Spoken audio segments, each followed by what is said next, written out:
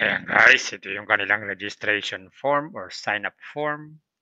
So magsa-sign up tayo para makita natin tong application na to. Maglagay tayo ng mobile number, tapos email, tapos password at least 8 characters daw. Gawin na natin. Yan, ganyan lang kasimple. Click natin sign up. Yan, sabi dito, welcome to SpaceX. Minimum withdraw 100 by membership. Earn money, registration bonus 20 pesos. So meron na tayong 20 pesos pag tayo ay nag-sign up.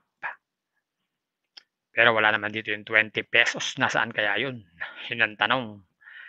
Nasaan ang 20 pesos?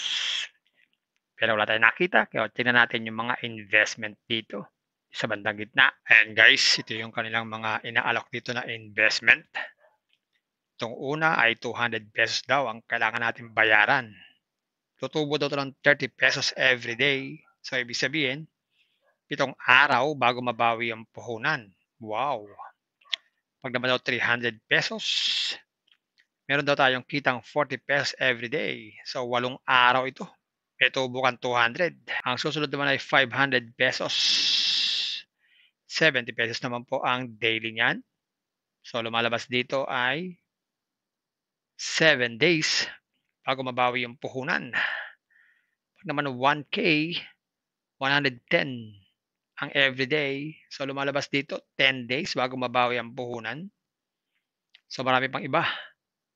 At marami pa pong iba. At lahat yan ay 45 days and itong 1,000 ay 50 days. Gagawin lang bago maka-invest, kailangan mag-recharge. Check natin ang recharge. Click natin recharge. Yan. Sa recharge, ang minimum daw ay 200 pesos. So, click natin itong top up. Yan. Lagay tayo ng amount. Tapos, pili tayo ng gateway. GCash. Merong 1 at saka 2. Gateway 1 tayo. Recharge now. Yan. Through GCash. So, meron pang timer dito na kailangan mag-transfer tayo within 1 minute. So, kopyahin daw yung GCash number dyan. Tapos, pag nakopya, screenshot ang inyong pinadala.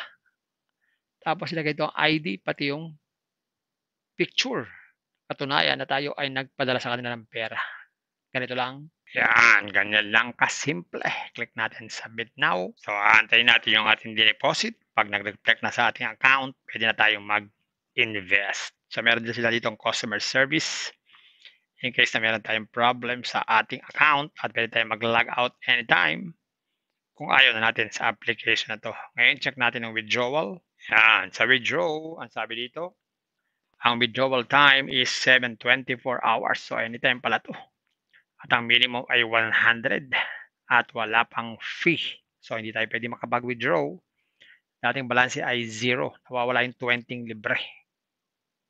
Nalagay lang dito amount. Tapos GCash. Yan, sabi dyan, sufficient balance. So, hindi tayo pwede mag-withdraw dahil wala pa tayong 100 pesos. So, ganun lang kasimple itong application na to.